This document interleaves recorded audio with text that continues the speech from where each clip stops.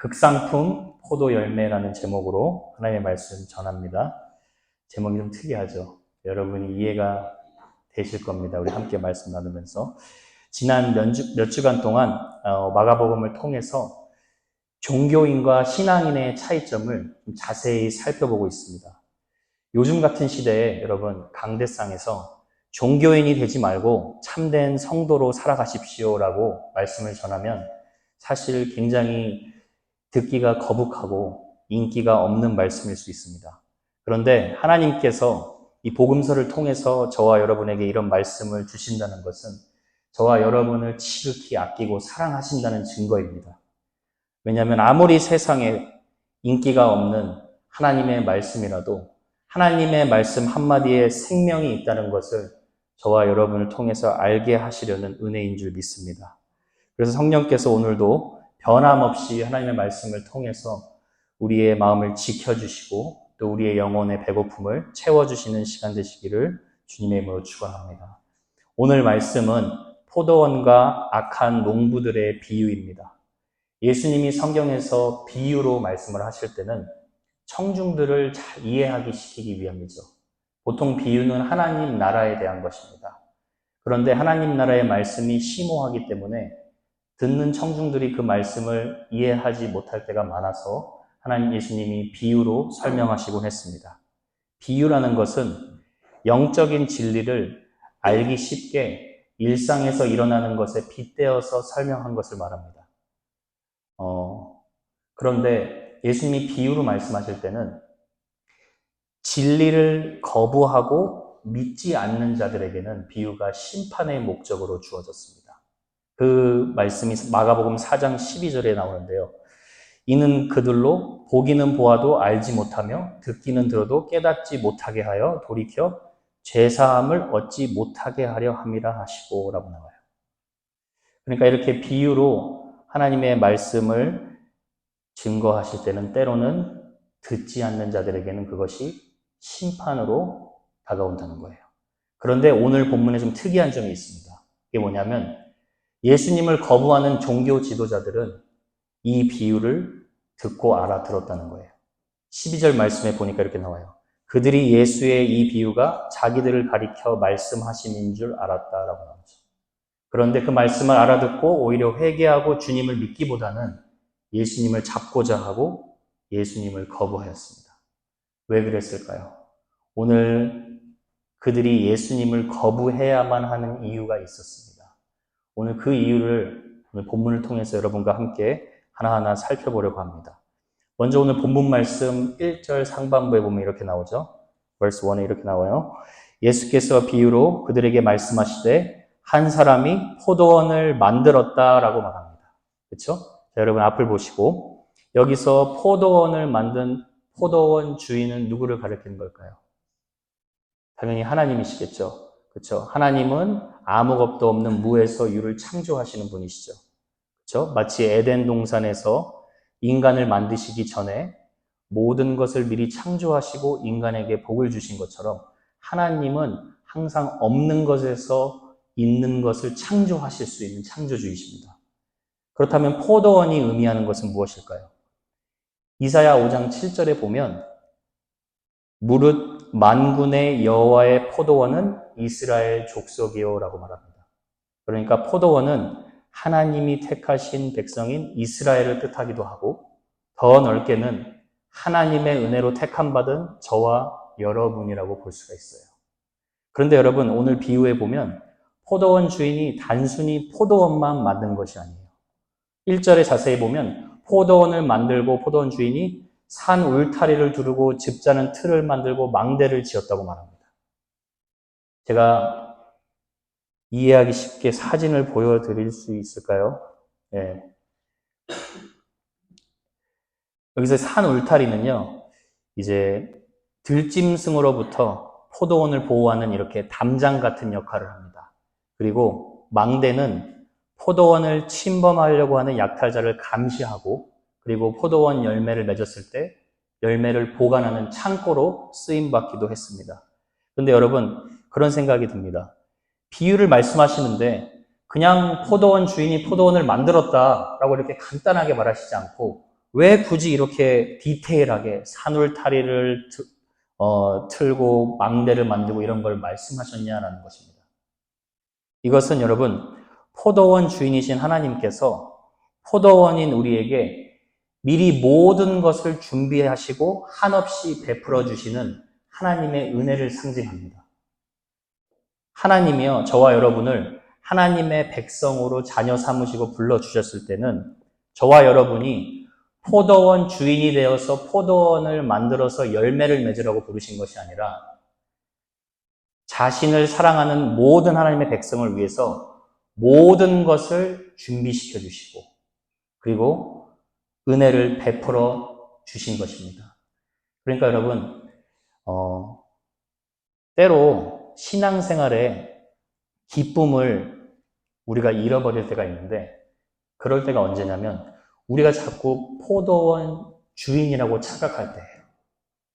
포도원 주인이라고 착각하고 우리 삶에 내가 포도원을 지어서 내가 열매를 맺어야겠다라고 생각할 때 신앙생활에서는 기쁨이 자꾸 사라져요. 그런데 우리가 기억해야 될 것은 하나님이 포도원의 주인이시라는 거예요. 그리고 하나님이 저와 여러분을 포도원으로 택하셨고 그리고 택하신 것뿐만 아니라 망대를 지으시고 울타리를 두르셔서 모든 죄와 악으로부터 보호하여 주셔서 세상의 극상품 포도 열매를 맺을 수 있도록 준비시켜 주셨다는 거예요. 근데 여러분, 저희가 이런 성과주의 중심적인 시대에 살기 때문에 때로는 우리의 신앙생활 가운데서도 뭔가 모르게 내가 하나님을 위해 많이 하지 않으면 불안할 때가 있어요. 그렇죠? 그런데 오늘 이 짧은 말씀에 우리가 기억해야 될 것이 무엇이냐? 신앙생활의 건강은 우리가 그분을 위해 얼마나 많은 것을 하느냐라는 성과에 달려있는 것이 아니라 포도원 주인 대신 하나님, 그 하나님의 소유가 우리고 그리고 나는 하나님이 베풀어 주시는 은혜와 보호 가운데 살아가는 존재임을 항상 기억할 수 있어야 합니다. 그래서 여러분, 저는 이것을 이렇게 표현하고 싶어요. 하나님이 여러분에게 은혜를 베풀어 주실 때는 항상 밑작업의 은혜가 있어요. 여러분 보고 열매를 스스로 내라고 하시지 않고 극상품 열매를 맺을 수 있도록 완벽한 환경을 이미 다 만들어 놓으신다는 거예요. 그래서 시편 31편 19절에 이런 말씀이 있습니다. 주를 두려워하는 자를 위하여 쌓아두신 은혜, 곧 주께 피하는 자를 위하여 인생 앞에 베푸신 은혜가 어찌 그리 큰지요. 하나님은요, 저와 여러분을 창조하실 때부터 쌓아놓으신 은혜가 있다는 거예요. 여러분이 하나님의 뜻대로 순종하며 살아갈 수 있도록 이미 다 준비해 놓으신 은혜가 있다는 거예요. 우리는 그 은혜를 받으면서 살아갈 때 신앙생활에 참된 기쁨과 참된 감사를 유지할 수 있다는 거예요. 그래서 여러분, 혹시나 여러분들 중에 신앙생활을 하시면서 내가 하나님을 위하여 너무 하는 게 없다라고 생각하시는 분이 있으시면 불안해하지 마시고 또 혹시나 내가 다른 사람들에 비해서 왜 이렇게 신앙에 진보가 없나? Why am I not growing compared to other Christians? 그게 아니라 여러분, I belong to Christ. I belong to God. 나는 먼저 하나님의 소유된 사람이고 하나님은 나에게 은혜를 쌓아두셨다. 여러분, 신앙생활의 소망은 포도원 주인이신 하나님께서 때를 따라 열매를 맺게 해주시도록 모든 것을 준비하시는 그분의 열심에 있다는 것을 우리가 기억하실 수 있기를 축원합니다. 이제 다시 비유로 돌아와서 2절에 보니까 포도원 주인이 열매 맺을 수 있는 준비를 다 갖췄어요. 그리고 나서 이제 농부들에게 세를 주고 타국으로 떠납니다. 당시 예수님 시대 때는 먹을 것도 풍성하지 않았고 그리고 일할 자리도 쉽게 구할 수 없었기에 주인이 포도원 밭을 만들고 모든 것을 최상의 환경으로 준비하고 세를 주고 살아갈 수 있겠다는 것은 너무나 큰 은혜와 축복을 베풀어 준 것입니다. 그런데 주인이 이제 타국에 간 지 오랜 시간이 지나서 때가 돼서 얼마의 소출을 받으려고 종을 보냈어요. 그런데 이 농부들이 이 포도원을 관리해야 하는 농부들이 어떻게 반응합니까? 3절에 보니까 농부들이 종을 심하게 때리고 그리고 빈손으로 돌려보냅니다. 그래서 주인이 너무 화가 나서 또 다시 종을 보냅니다. 이번에는 농부들이 이 종의 머리에 상처를 내고 그리고 능욕까지 했어요. 그리고 주인은 종들을 또 보냅니다. 그랬더니 어떻게 합니까? 5절에 보니까 종들을 심하게 때리고 더러는 죽이기까지 합니다. 굉장히 잔인하고 폭력적인 농부들의 모습을 우리가 보죠. 여러분, 여기서 농부는 이스라엘 종교 지도자들을 말합니다. 그리고 포도원 주인이 보낸 종들은 하나님의 선지자들입니다. 하나님의 선지자들이 하는 역할이 무엇입니까? 하나님의 말씀을 예언하는 자들입니다. 여러분, 예언하는 자라는 것은 맡을 예자의 말씀언입니다.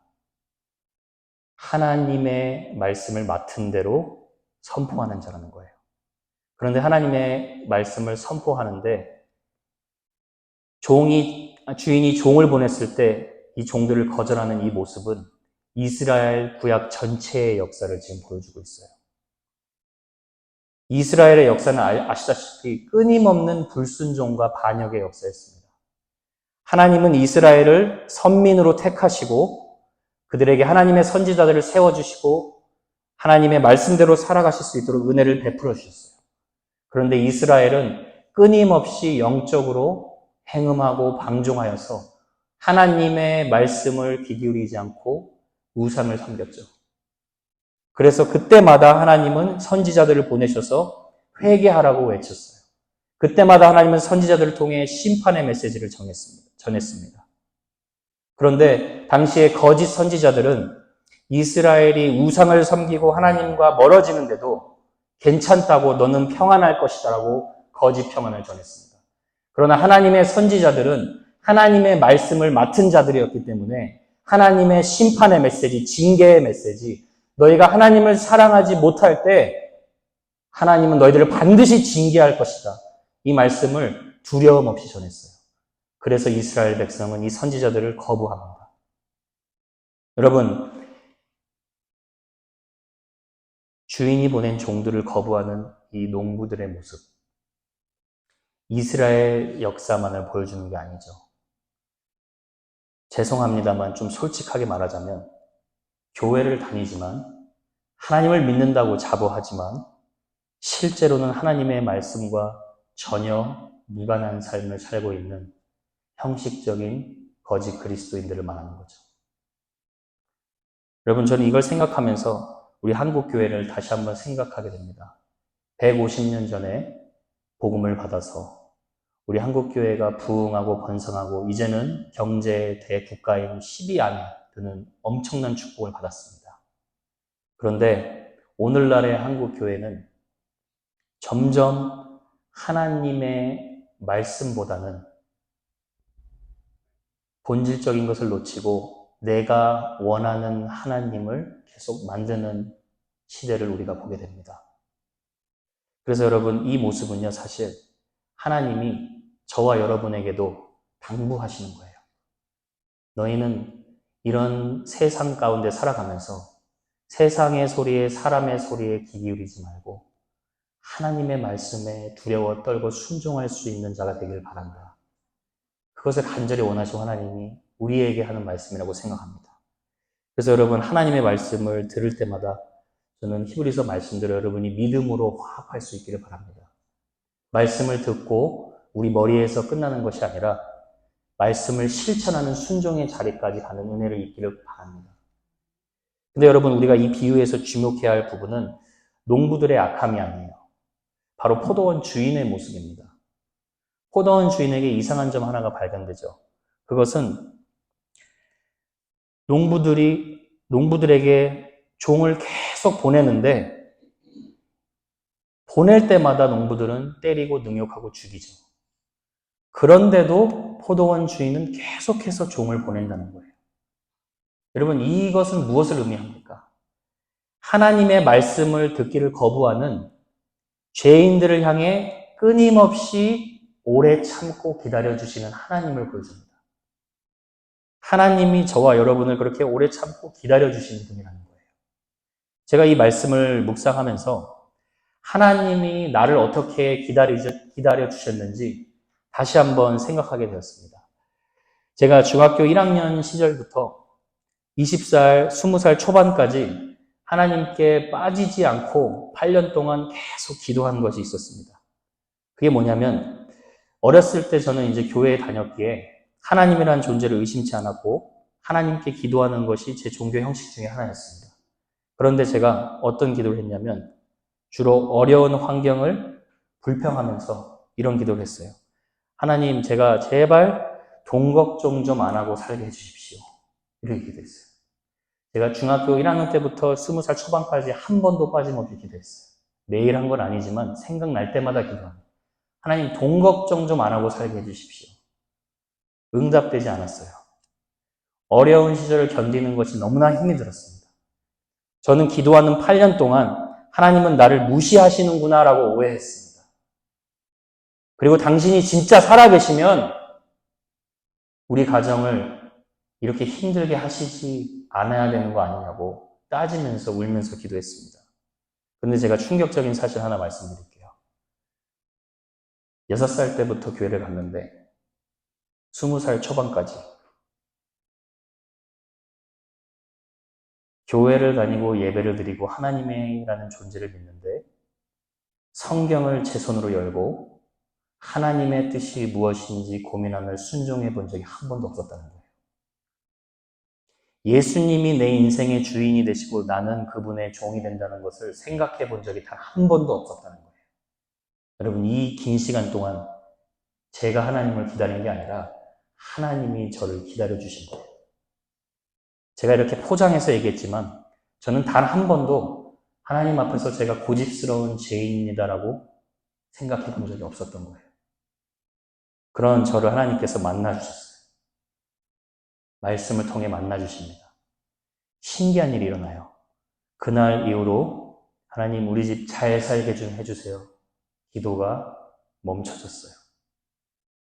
기도가 안 나오는 겁니다. 기도가 멈춰진 거예요. 대신 회개의 기도가 터졌습니다. 할렐루야. 성령께서 제 마음을 변화시켜 주시니까 제가 생각했던 잘 사는 인생은 세상의 기준으로 생각하는 그 승승장구의 인생이 아니라 세상에서 말하는 평안이 아니라 내가 지금 나의 죄를 회개하고 예수님이 나의 주님이신 것을 매 순간 믿는 것, 이게 진짜 잘 사는 인생이구나, 이거를 깨닫는 것입니다. 여러분, 제가 이 말씀을 드린 이유가 있어요. 왜냐하면 여러분, 신앙생활 10년 해보신 분들은 알겠지만 하나님이 여러분에게 베풀어 주시는 은혜 중에 가장 큰 은혜가 무엇인지 아십니까? 하나님이 여러분을 기다려 주시는 거예요. 하나님이 여러분에 대하여 오래 참아 주시는 거예요. 여러분, 우리가 솔직하게 우리 돌아보면요, 우리가 죄를 지을 때마다, 우리가 악행을 행할 때마다 하나님이 기다려 주시지 않았다면 지금 이 자리에 앉아서 하나님의 말씀을 청종할 수 있는 분 한 분도 안 계실 겁니다. 하나님이 여러분을 사랑하시고 사랑의 특징이 무엇입니까? 오래 참아주셨기 때문에 저와 여러분이 어제 넘어져도 오늘 하나님께 나아올 수 있는 것입니다. 그래서 여러분, 사도 베드로가 베드로후서 3장 9절에 이런 말씀을 해요. 주의 약속은 어떤 이들이 더디다고 생각하는 것 같이 더딘 것이 아니라 오직 주께서는 너희를 대하여 오래 참으사 아무도 멸망하지 아니하고 다 회개하기에 이르기를 원하시느니라. 하나님의 약속이 늦게 이루어지는 것이 아니라 주님께서 한 사람도 빠짐없이 회개하고 주님께 돌아오기를 기다려 주시는 거예요. 믿는 자도 마찬가지예요. 믿는 저희들도 하나님께 온전히 회개하여 하나님만을 사랑할 수 있을 때까지 기다려 주시는 거예요. 그래서 여러분, 때로는 인간 편에서 기다림이라는 시간이 참 힘듭니다. 그렇죠, 여러분? 근데 사실 그 시간이 가장 아름다운 시간이에요. 왜냐하면 하나님은 결코 저와 여러분 한 사람도 의미 없이 무언가를 기다리게 하시지 않습니다. 하나님이 우리를 기다리시고 우리가 하나님을 기다리는 그 시간 가운데 하나님이 저와 여러분을 가장 아름답게 하나님의 합당한 자녀로 빚어가시는 분이십니다. 그래서 여러분, 저는 가정의 달을 맞이해서 그런 생각을 해봅니다. 하나님이 저와 여러분을 기다려주실 때, 지금도 기다려주시죠. 여러분, 엊그저께 죄 지셨죠? 여러분이 죄 진 거 모르실 수도 있는데 하나님 기다려주시죠. 그런데 여러분, 하나님이 저와 여러분을 기다려주실 때 어떤 생각을 하셨을까요? 하나님이 저와 여러분이 죄를 짓는데도 오래 참아주실 때 어떤 생각을 하시면서 기다려주셨을까요? 아유, 이 녀석이 또 하지 말라고 하는 일 또 하고 있네. 내가 한번 분노와 징계가 무엇인지 본때를 보여줄까? 이렇게 생각하셨겠습니까? 아니죠. 내가 사랑해서 내가 택한 아들이고 내가 창조한 나의 딸이고, 그러니까 내가 안 믿어주면 누가 믿어주겠나? 그러시지 않았나 생각해 봅니다. 제가 왜 이 생각을 하게 됐냐? 우리 성도님들 중에 자녀들을 위해 눈물로 기도하시는 분들이 있어요. 믿지 않는 가족들을 위해 마음 졸이며 기도하시는 분들이 계십니다. 그런데 하나님이 저와 여러분을 기다려주시고 가장 아름답게 구원해 주신 것처럼 저는 그 하나님의 오래 참음의 은혜가 여러분의 가정 전부에게 그대로 이어질 줄 믿습니다. 기도하며 기다리는 것이 힘들고 지치지만 하나님의 때가 되면 가장 아름답게 일하실 그 하나님을 여러분이 경험할 줄로 확신합니다. 근데 이렇게 오래 참으며 기다려주시는 포도원 주인, 이 포도원 주인을 세상에서 찾을 수가 있겠습니까? 못 찾죠. 근데 안타깝게도 이 비유에서는 농부들이 이렇게 오래 참고 기다려주시는 주인의 호의를 무시했어요. 그래서 포도원 주인이 최후의 결정을 내립니다. 그게 뭐냐면 6절에 나와 있어요. 6절에 보니까 이렇게 나오죠. 이제 한 사람이 남았으니 곧 그가 사랑하는 아들이라. 최후로 이를 보내며 이르되 내 아들은 존대하리라 하였더니. 그러니까 자신이 보낸 종들은 다 때리고 죽였어요. 이제 자신에게 하나밖에 남지 않은 그 아들을 보내기로 결정한 거예요. 그럼 여러분, 여기서 포도원 주인의 아들은 누구를 상징하는 것이겠습니까? 당연히 예수님을 가리키는 거죠. 근데 여러분, 우리가 이렇게 생각할 수 있어요. 포도원 주인이 애초에 처음부터 직접 오면 되지, 왜 종들을 보내고 이제는 자기 아들까지 보내는 이런 위험한 리스크를 결정하는가? 제가 여러분 이해하기 쉽게 이런 예를 들어보겠습니다. 제가 이전에 둘째 아이 예린이를 데리고 응급실에 간 적이 있어요. 제가 소파에 앉아서 작업을 하고 있는데 갑자기 집에 이런 쿵 소리가 나는 거예요. 알고 보니까 우리 둘째 아이 예린이가 저희 방 높은 침대에서 떨어져서 머리를 박은 거예요. 그래가지고 머리를 박아서 막 울고 있어서 제가 안아가지고 달래주는데 갑자기 애가 머리를 이렇게 해롱해롱 흔들고 그리고 눈알이 막 흰자를 보이기 시작하는 거예요. 그래서 제가 너무 놀래서 그 모습을 보고 기겁을 해서 애를 데리고 응급실로 데려갔어요. 그때 이제 저희 아내와 예린이가 들어가서 검사를 이제 하고 있었는데 제가 대기실에서 10분 동안 기다렸어요. 근데 그 10분 동안 기다리는 가운데 별 생각이 다 드는 거예요. 하나님, 설마요. 제가 아직 이 아이는 할 일이 너무 많은데요. 제발 좀 살려주십시오. 그런 말이 이제 절로 나오더라고요. 그리고 나서 갑자기 이런 말이 튀어나옵니다. 하나님, 저도 할 일이 굉장히 많지만 차라리 혹시나 무슨 일이 있다면 저를 먼저 데려가 주시고 예린이는 살려주십시오. 그렇게 기도했어요.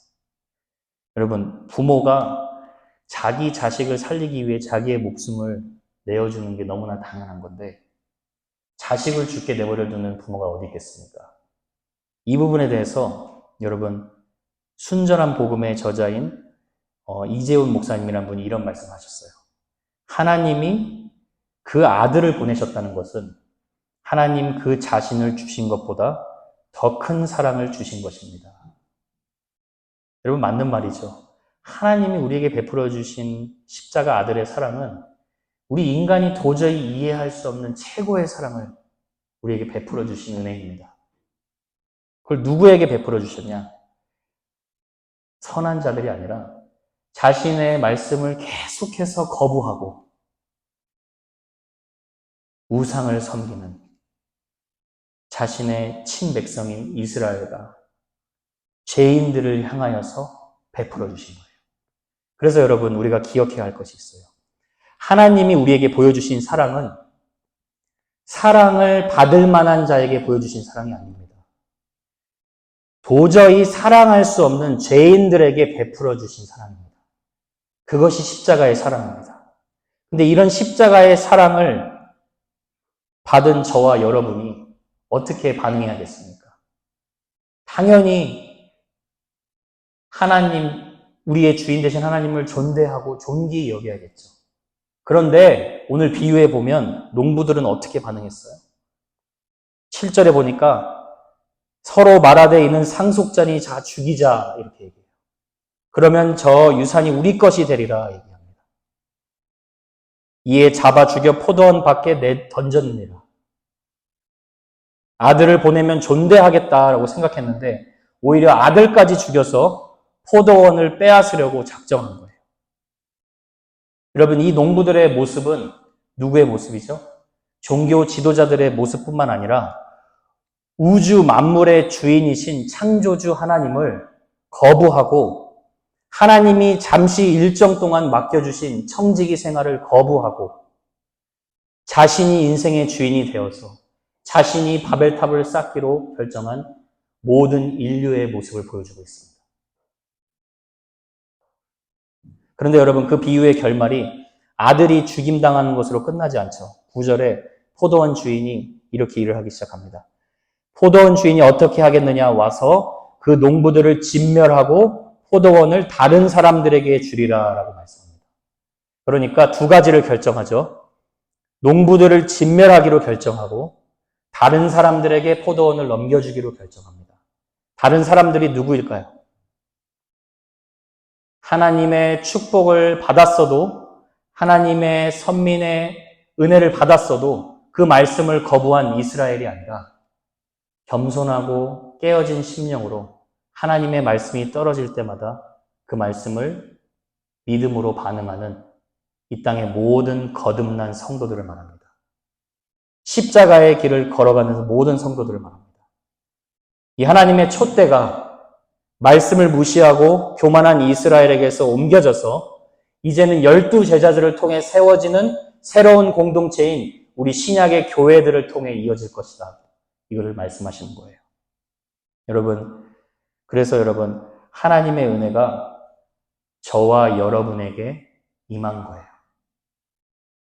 근데 여러분, 이렇게 은혜가 우리에게 임하기까지 하나님이 꼭 행하셔야 했던 일이 있었습니다. 그게 뭐냐면 이제 오늘 비유의 핵심의 마지막인 10절에 나오죠. 10절에 나옵니다. 이렇게 나오죠.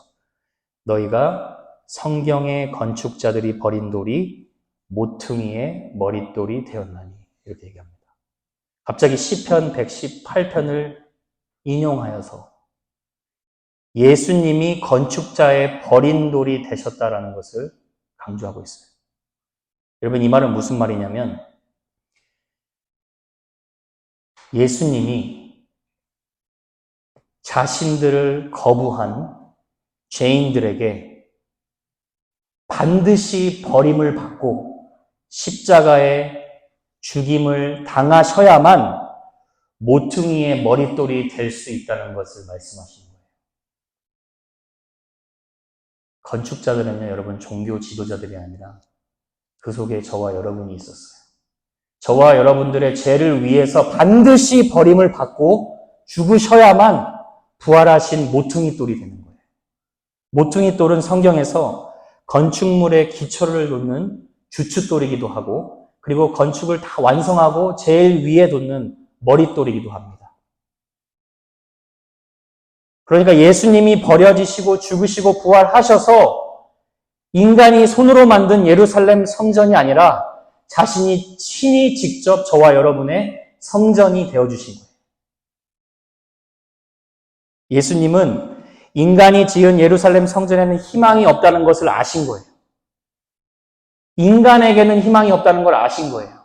인간 종교 지도자들에게도 희망이 없다는 걸 아신 거예요. 그래서 그분이 직접 친히 성전이 되어주신 거예요.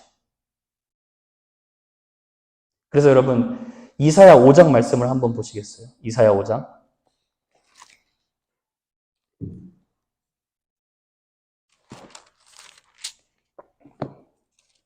이사야 5장 1절 말씀 한번 보세요. 1절 말씀 한번 같이 읽어보겠습니다. 자, 시작. 나는 내가 사랑하는 자를 위하여 노래하되 내가 사랑하는 자의 포도원을 노래하리라. 내가 사랑하는 자에게 포도원이 있으며 뭐라고 나옵니까? 심히 기름진 사내로다. 하나님이 저와 여러분을 포도원으로 지으시고 심히 기름진 산에 우리를 심어주셨어요. 그리고 나서 2절 보세요. 땅을 파서 돌도 제했습니다. 그러니까 열매를 맺을 수 있도록 잘못된 모든 돌을 제해버린 거예요. 그리고 이렇게 보죠. 극상품 포도나무를 심었다라고 얘기해요. 근데 여러분 잘 보세요. 마지막 2절 하반부에 망대도 세우고 술틀도 파고 최상의 열매를 맺을 수 있도록 준비해 주셨는데 좋은 포도나무 맺기를 바랬더니 오히려 무슨 포도 열매를 맺었습니까? 들포도를 맺었다는 거예요. 들포도는 익지 않는 가치 없는 열매라는 거예요. 그러니까 여러분, 저와 여러분이 사실은 존재적으로 죄인으로 태어났기 때문에 도저히 좋은 열매를 맺을 수 없었던 이런 들포도 같은 존재였어요. 그래서 하나님은 저와 여러분의 존재를 바꿔주시기 위해 하나님이 선택하신 방법이 십자가여만 했다는 거예요. 저와 여러분의 죄를 위하여 버림을 받으시고 죽으시고 부활하심으로 이제는 들포도 열매를 맺는 나쁜 나무가 아니라 포도나무이신 예수님의 가지로 접붙임 바 되어 이 이사야 말씀의 예언대로 더 이상 나쁜 열매를 맺으며 살아가는 존재가 아니라 극상품 포도나무 열매를 맺을 수밖에 없는 존재로 우리를 불러주셨다는 거예요. 그래서 여러분, 이 포도원 주인 비유의 핵심이 무엇입니까?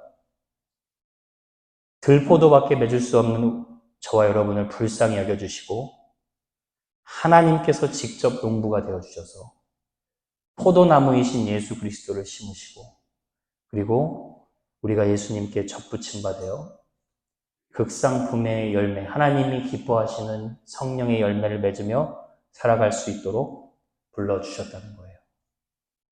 그러니까 여러분, 이게 얼마나 놀라운 일입니까? 그래서 여러분, 비유 맨 마지막에 11절에 예수님께서 이 일은 예수님만이 하실 수 있는 일이다라고 감탄하며 끝냅니다. 이것은 주로 말미암아 된 것이요 우리 눈에 놀랍다도다 함을 읽어보지도 못하였느냐. 여러분, 말씀을 맺겠습니다. 베드로 사도도 베드로전서 2장 6절에 내가 택한 보배로운 모퉁이 돌 대신 예수님, 그 예수님을 믿는 자는 부끄러움을 당하지 아니하리라고 약속하셨어요. 근데 그 부끄러움을 당하지 아니한다는 것은 바로 10절에 이런 뜻입니다. 너희가 전에는 백성이 아니더니 이제는 하나님의 백성이요 전에는 긍휼을 얻지 못하였더니 이제는 긍휼을 입은 자니라 라고 얘기해요. 그러니까 저와 여러분이 하나님의 긍휼을 입은 자로서 극상품 열매를 맺을 수 있도록 우리의 존재를 완전히 변화시켜 주었다는 거예요. 이 말을 더 구체적으로 사도 바울은 에베소서 2장 21절에 이렇게 표현합니다. 그의 안에서, 그리스도 안에서 건물마다 서로 연결하여 주 안에서 성전이 되어가고 너희도 성령 안에서 하나님이 거하실 처소가 되기 위하여 그리스도 예수 안에서 함께 지어져 가느니라. 그러니까 여러분, 모퉁이 돌 대신 예수님께서 우리의 기초돌이 되시고 우리의 머릿돌이 되셔서 우리의 신앙생활 처음부터 끝까지 주님께서 우리들을 붙들어 주시고 우리가 주님이 기뻐하시는 열매를 맺을 수 있도록 약속하시는 거예요. 여러분, 여러분이 이런 놀라운 은혜를 받은 자임을 기억하실 수 있기를 축원합니다. 포도원 주인의 비유는요, 농부들이 얼마나 악했냐는 게 아니에요. 우리가 농부들처럼 악했지만 결국은 주인이 새로운 포도원에 포도나무 대신 예수님을 심으셔서 저와 여러분이 아름다운 열매를 맺는 존재로 살아갈 수 있다고 약속하시는 말씀입니다. 제가 이 말씀을 하고 마치겠습니다. 최근에 조평선 씨가 쓴 아름다운 책의 제목이 참 마음에 와닿았습니다. 그분이 이렇게 얘기하더라고요. 꽃길이 따로 있나? 내 삶이 꽂힌 것을. 참 아름다운 표현이죠. 저는 이 말이 예수님이 이 비유를 통해 우리에게 격려해 주시는 말씀 같아요. 신앙생활에 대단한 열매가 따로 있나? 나와 함께하는 너희의 삶 자체가 극상품 포도나무의 열매의 삶이다. 이렇게 표현할 수 있을 것 같아요. 여러분, 주님께 붙어있는 여러분의 삶 자체가 하나님이 보시기에 가장 아름다운 극상품 포도나무의 열매인 줄 믿으시길 축원합니다. 오늘도 여러분이 그런 은혜 안에 있는 자임을 기억하시며 십자가의 은혜를 묵상하고 찬양하고 전파하는 극상품 포도 열매가 되시기를 주님의 이름으로 축원합니다.